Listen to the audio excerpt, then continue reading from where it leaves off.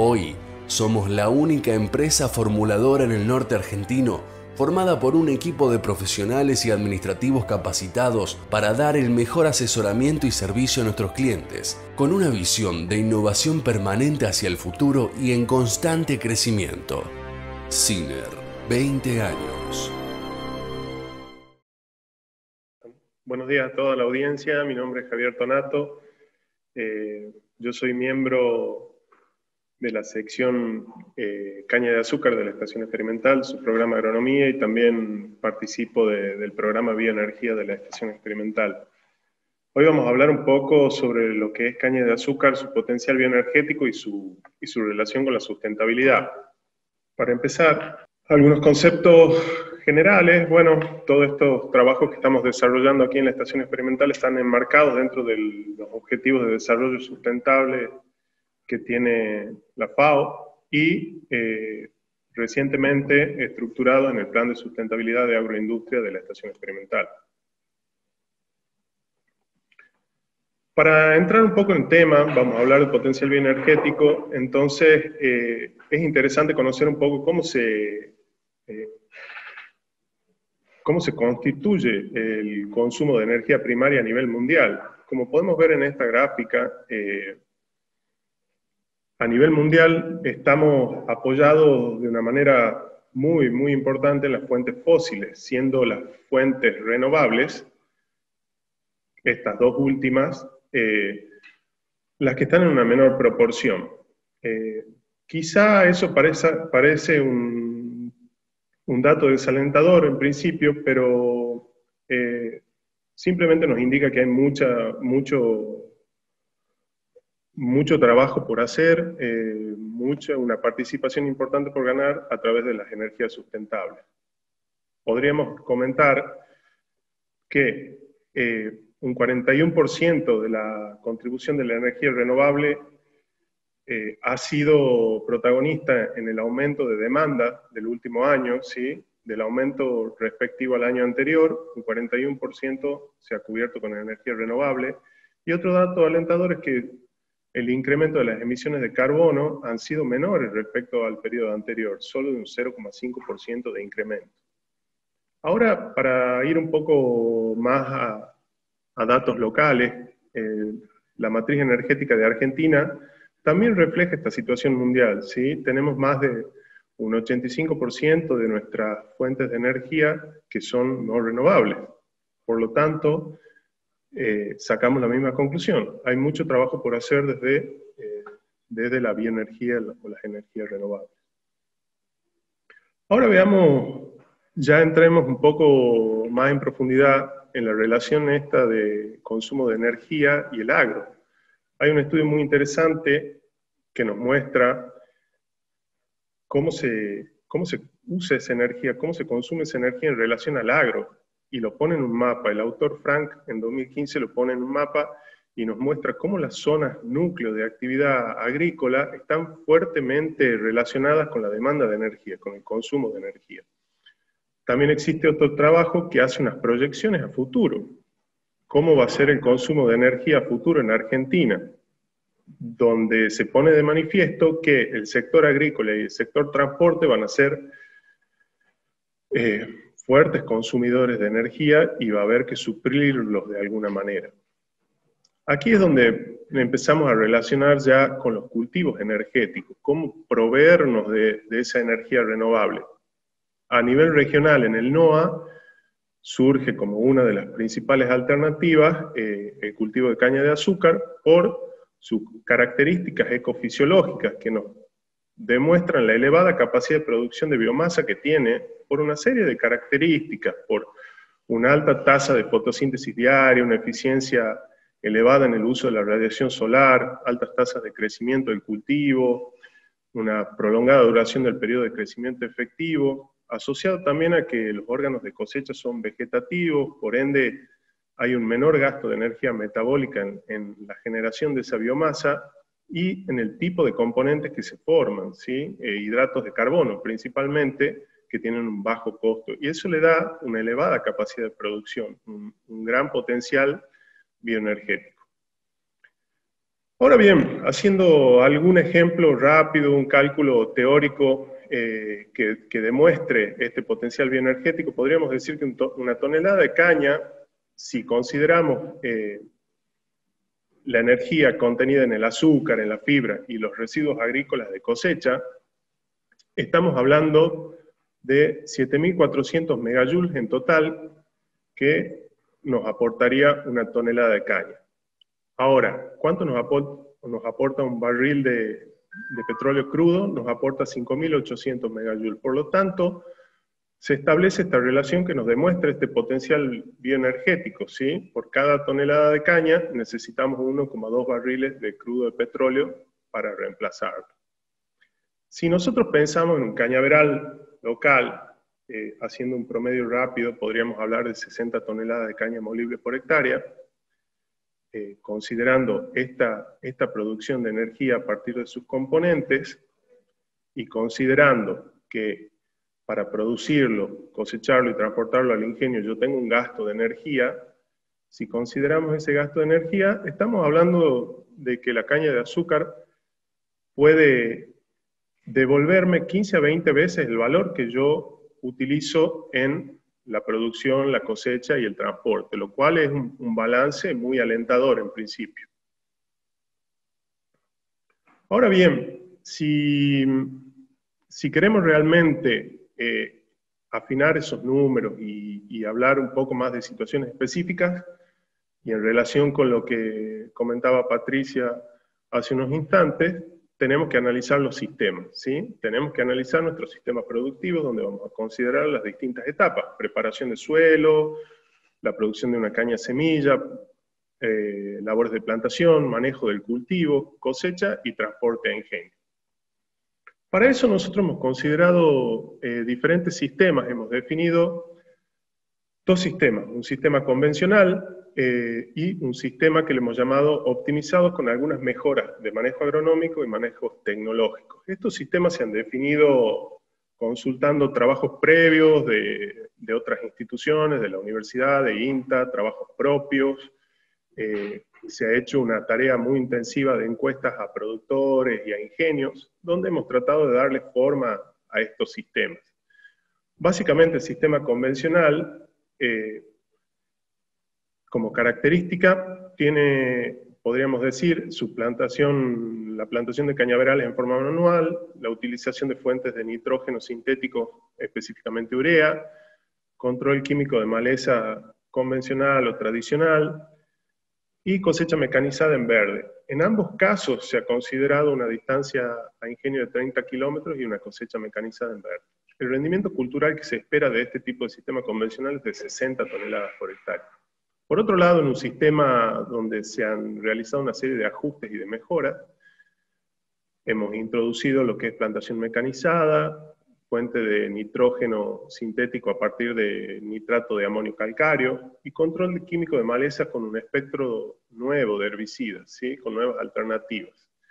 Y el rendimiento cultural esperado en este caso ha sido de 76 toneladas por hectárea. Hay una serie de consideraciones que hemos hecho respecto a las maquinarias que son comunes para los dos sistemas, ¿sí? Tractores de menor potencia para tareas livianas, tractores de mayor potencia para las tareas más demandantes, frentes de cosecha constituidos por una cosechadora integral, 2 tractores y carro autovolcables de 10 toneladas de capacidad para movimiento interno en los campos, y después transporte de ingenio con camiones con una capacidad de carga de 30 toneladas. Ahora bien, al analizar estos sistemas hemos cuantificado todos los insumos, hemos usado una serie de factores de conversión que nos indican cuánta energía se usa en cada una de las etapas y de los insumos, y hemos obtenido estos resultados. Las primeras barras nos muestran el total de los sistemas, ¿sí? Donde hemos tenido un sistema convencional que consume 310 megajoules por tonelada de caña versus un sistema optimizado que consume 203 megajoules por tonelada de caña. Ha habido una mejora importante en el uso de energía al introducir una serie de cambios tecnológicos y de manejo. Sin embargo, las tendencias son similares en algunos aspectos. Los dos actores principales en el uso de energía son las operaciones agrícolas a través del consumo de combustible diésel y el de las fuentes de fertilizantes nitrogenados. Cualquiera sea que se use, es uno de los destinos importantes de uso de energía, no solo en su producción, sino también en la etapa de aplicación en campo. Después el resto de los aportes han sido aportes menores, pero que en el total componen el uso de energía total del sistema. Las mejoras que hemos observado en este sistema optimizado ha sido de un 34% en el uso total de energía, ¿sí? Una disminución de 103 megajoules por tonelada de caña ha generado una mejora del 34% en ese uso total. El reemplazo del uso tradicional de urea por nitrato de amonio calcáreo también ha generado una disminución estimada en un 24% al comparar los sistemas, y el uso de combustible ha generado una mejora de un 5%, ha sido una mejora de menor relevancia respecto a los otros dos aspectos.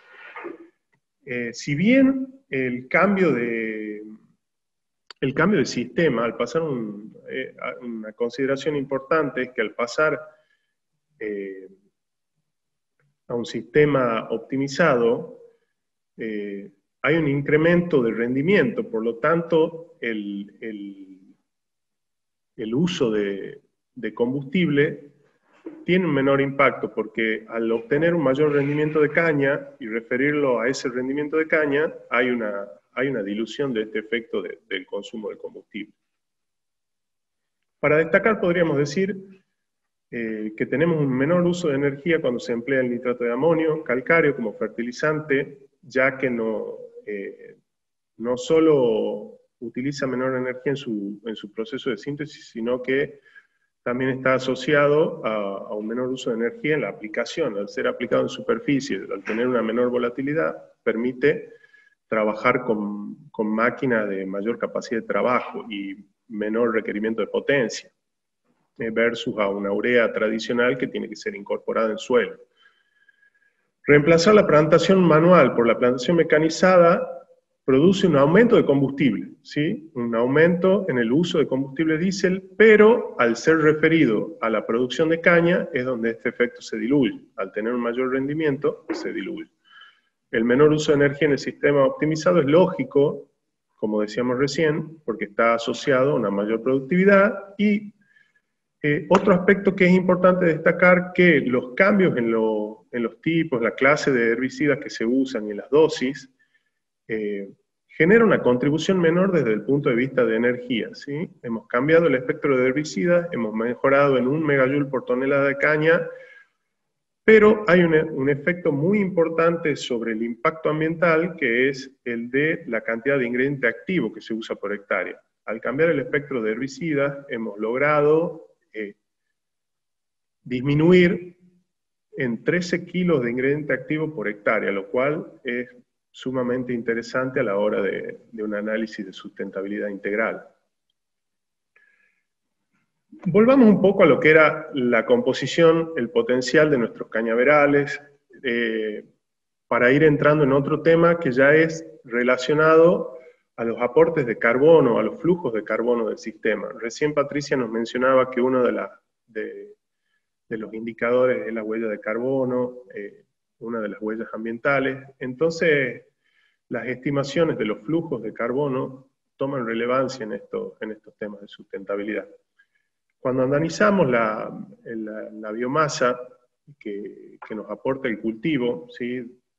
Tenemos una composición de nuestro cañaveral, principalmente tallos molibles, pero después tenemos componentes asociados como son los despuntes o porciones inmaduras de los tallos, hojas verdes, hojas secas y todos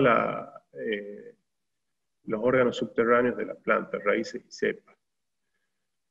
Esos aportes nos dejan, podríamos decir, hablando en términos de materia seca, la biomasa residual del cultivo, unos 150 kilos de materia seca por cada tonelada de caña, lo cual es un aporte muy interesante al sistema suelo, al sistema edáfico.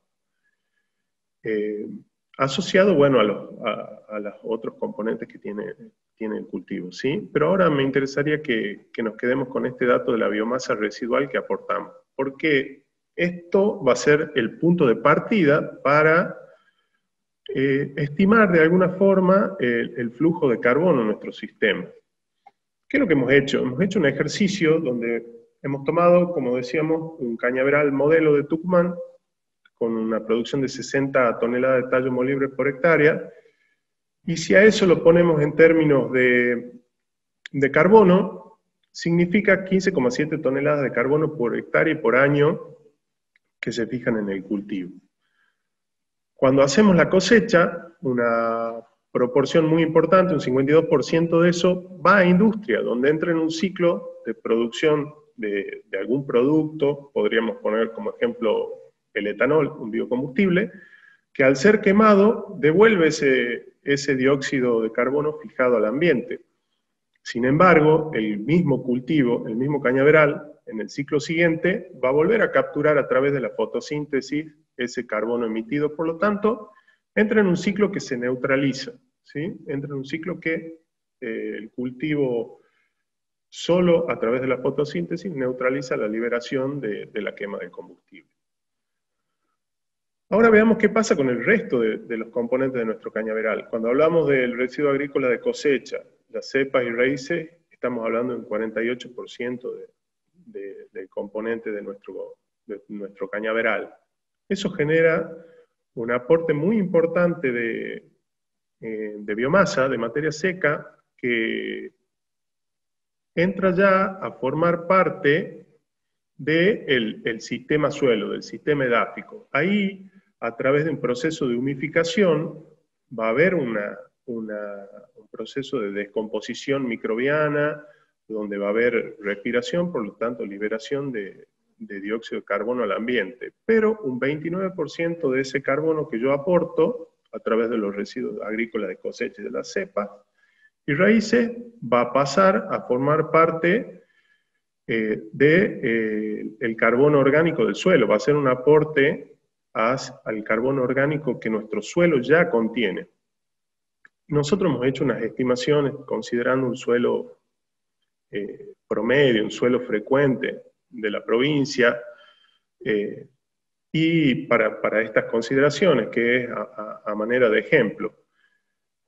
De este carbono orgánico humificado que yo aporto al carbono orgánico del suelo, va a sufrir un proceso de mineralización, por lo tanto va a haber un proceso de liberación nuevo de CO2 que tiene que ver con la actividad de microorganismos del suelo también, donde va a haber una pérdida de un 2,5%. Entonces, a nivel final, como consideración final, podríamos decir que del aporte inicial que nosotros hacemos de esas 15,7 toneladas de carbono por hectárea y por año, quedan secuestradas 1,3 toneladas en nuestro suelo, por hectárea y por año, lo cual nos pone de manifiesto un potencial muy interesante también a la hora de hablar de secuestro de carbono en nuestros cañaverales.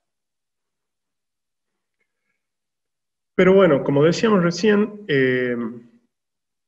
hay que considerar también en todos los sistemas las entradas y las salidas. Así que asociado a estos procesos biológicos que veíamos recién, están asociados las emisiones por manejo agronómico que se hacen en campo. Hemos hecho una estimación también de nuestros sistemas de manejo, donde hemos llegado a la conclusión que se pueden producir entre 1,8 a 2,6 toneladas de CO2 equivalente por hectárea y por año, gracias al manejo. Esto depende mucho de los rendimientos que obtenemos, del manejo que se hace, de las condiciones ambientales, del potencial de cada zona. Y los principales componentes han sido de estas emisiones, si tomamos un ejemplo, el caso del diésel con casi un 65% de las emisiones, y los fertilizantes nitrogenados con un 30% a más, según la fuente de fertilizante sintético nitrogenado que consideremos, ¿sí?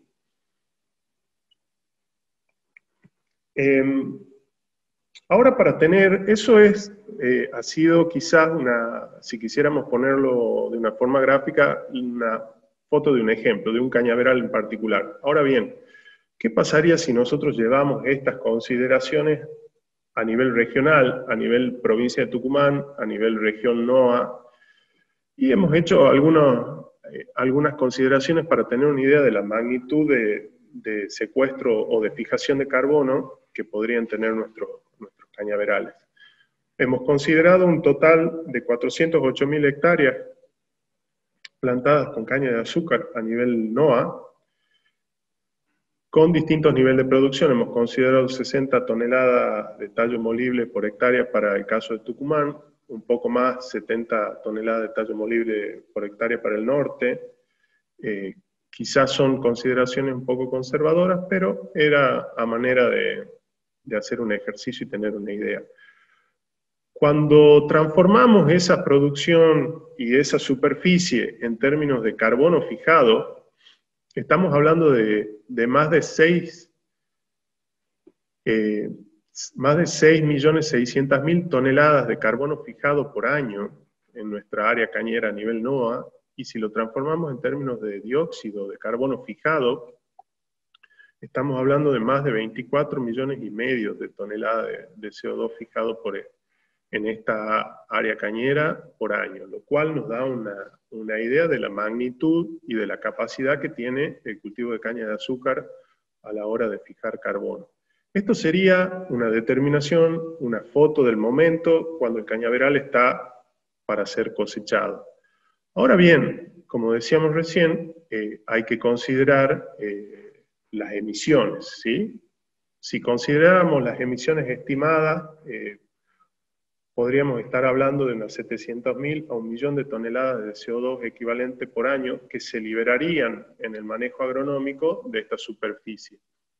Esto, por favor, considerarlo meramente como un ejemplo. Todos sabemos que los manejos de cañaverales son muy variables, cada productor, cada empresa tiene sus criterios, tiene sus condiciones ambientales. El cultivo responde a una misma práctica de diferente forma según las condiciones o el momento en el que se haga. Así que tiene muchas consideraciones particulares y muchos ajustes todavía por hacer. También podríamos hablar de unas 530.000 toneladas de carbono aportadas al suelo a nivel de región. Bueno, como conclusiones,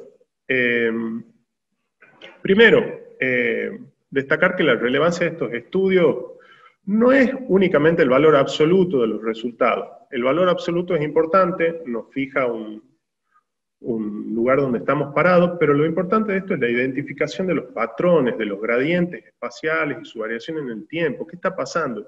¿Estoy mejorando? ¿Estoy subiendo? ¿Estoy bajando? ¿A dónde me estoy desempeñando de una mejor manera? ¿Dónde tengo que ajustar? Eso quizás sea lo más valioso de esto como una herramienta de ajuste de nuestros procesos. El impacto, otra conclusión importante, el impacto de la actividad agrícola tiende a ser cada vez mayor sobre el flujo de energía y las emisiones al medio ambiente. Consideremos la expansión de fronteras agrícolas, la intensidad con la que estamos produciendo, ¿sí? No solo ampliar en superficie, sino estamos elevando nuestros techos productivos cada vez más.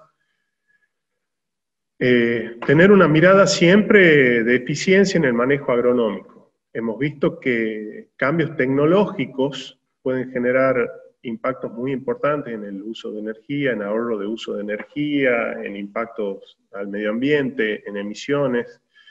Y la eficiencia del manejo agronómico, la eficiencia del manejo de las actividades agrícolas, siempre va a traccionar la eficiencia en otros sectores.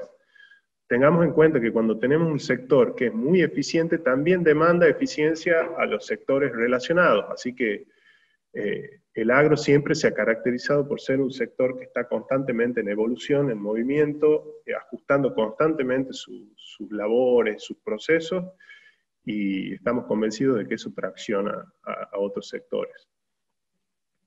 Y por último, la necesidad de evaluar, medir y cuantificar localmente. Muchos de estos trabajos que estamos haciendo toman, como decía Patricia hace unos instantes, toman información de otros lugares porque no hay información local. Sí hay muchas instituciones que están trabajando, que han generado datos locales muy interesantes y han sido aportes significativos. y creemos que es necesario generar cada vez información de más calidad, información local, y que dé respuesta y herramientas de análisis a las situaciones locales. Bueno, muchas gracias por su atención y por favor, si hay alguna pregunta, alguna opinión, al número que aparece en pantalla. Gracias.